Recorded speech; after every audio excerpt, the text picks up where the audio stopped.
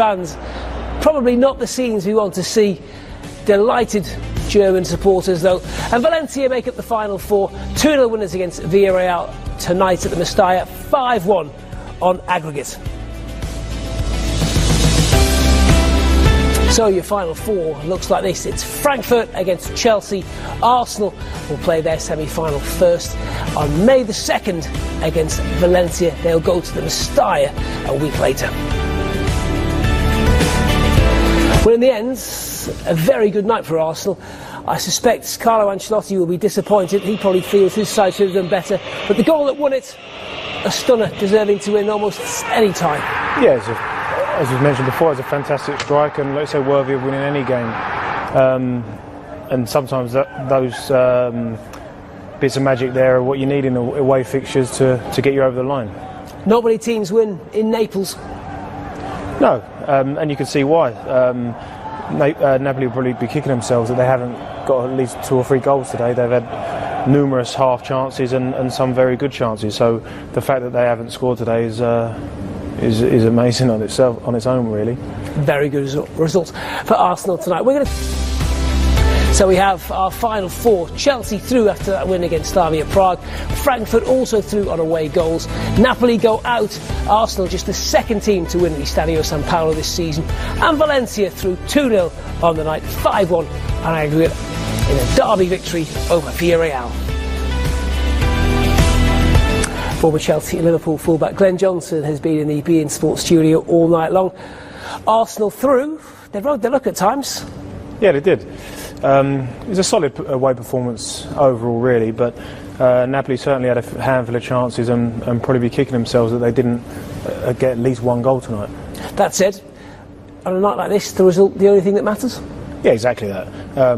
Arsenal had a game plan. They only had one thing in their mind, and that was obviously to get through this fixture. So, yeah, it's job done, and they've done it in a very professional way. It's Unai Emery's 26th win in this competition, and by far and away the best record of any manager in the Europa League. How important is that knowledge of how to win in Europe on a game like this? Yeah, it's huge. Obviously, he would have had to pick many different tactics to beat different teams over the years to have a record like that. And obviously, one of the main things about this competition as well is managing the amount of fixtures you have. Playing on a Thursday night and then playing again shortly after in the weekend. It's the way he manages the players and keeps them fresh throughout the week and keeps them with enough energy and enough drive to get those results. On a night like this, you know you're going to have to manage the occasion, play the crowd. You can't get sucked in against a side like this. No, you can't. They've proved it's a tough place to go. You can obviously hear the crowd over these clips that we're watching now, and they clearly make it hostile. But no, Arsenal have gone there and played their football and tried to sort of only focus on the game. And like I say, I think they've done it very well tonight. A goal worthy of winning any game of football. Lacazette actually had quite a quiet night, that aside. Yeah, like I say, he didn't do anything outstanding really, other than the free kick, which was obviously fantastic. But other than that, he's relatively quiet. But sometimes that's not a bad thing with a striker. You'd accept them being quiet as long as they get you the goals. Napoli had so many chances to get the goal here. Lorenzo Insigne, the local boy, missed a real gilt-edged chance just before the hour. You saw his reaction when he came off. He was devastated. Didn't he want to go and sit on the bench? No. A lot of players aren't happy when they're subbed, and of course some people get subbed for different reasons, obviously. But it wasn't too pleased with this one. Look, body language tells you everything you need to know. Is that just a player who's hurting? Yeah, you probably once the player gets subbed, you can no longer help. Is that a handball, by the way, Glenn? Sorry to push you along. How do you see that as a modern day player? Anything that touches the hand, are you in trouble?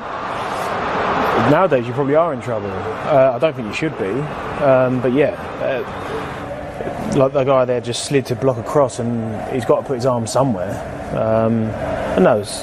I think nowadays players are a bit worried when balls go anywhere near their arm, but I don't think it's handball just because it touches your hand or your arm. On a different night, it could have been so different. Arsenal, though, through to the final four. And let's get some reaction from the Stadio San Paolo. You scored a fantastic goal. You're now involved, I don't know if you know this statistic, in 25 goals all season, and that was a beautiful free kick. Is that one you've been practicing and practicing to get the technique right? Yeah, thank you. I'm practicing the free kick in training. All my teammates believe in me, Lolo. So I'm happy. I wanted to score tonight. That's done. And I suppose, when this draw was made, a lot of people expected that Napoli would, come out and attack and attack. Did you perhaps expect more from them, especially at home tonight? We know Napoli, they play in the Champions League this season. We know it's a good team, with a good squad, with good player. I think we did the job at home to keep the clean sheet and to score some goals.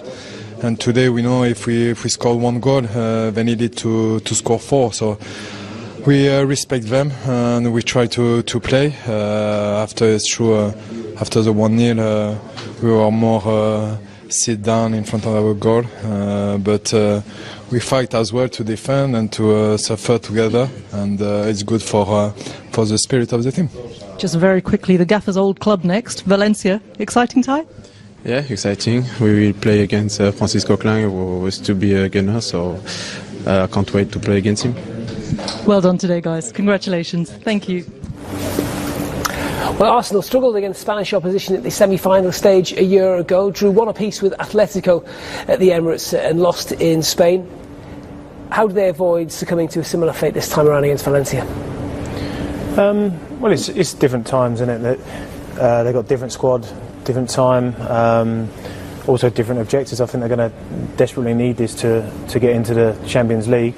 But I've said it many times before, semi-finals can kick up crazy results. Even an outsider you've only got 2 games to get to a final, they can really give it their A game and knock anybody out. So to meet anybody in the semi-final would be tough.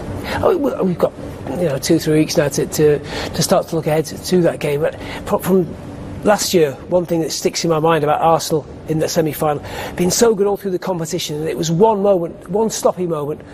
I can't remember who was switched off. Atletico got that equaliser at about 10 minutes from time. I think it was Antoine Griezmann, and it turned the whole game on its head. Is that the difference? And is that the sort of thing that Unai Emery needs to say to his players this time around? You cannot afford to make mistakes at this level now. Yeah, that's right. The tiniest mistakes at that level are crucial and can be the difference of you either going out of the cup or even lifting the cup. But yeah, so it's all about being focused for as long as possible and pretty much because at that level they're all good enough to beat each other. So the team that dropped their concentration earliest is probably the team that will go out. Valencia beat Arsenal in the Champions League quarter-final back in 2000.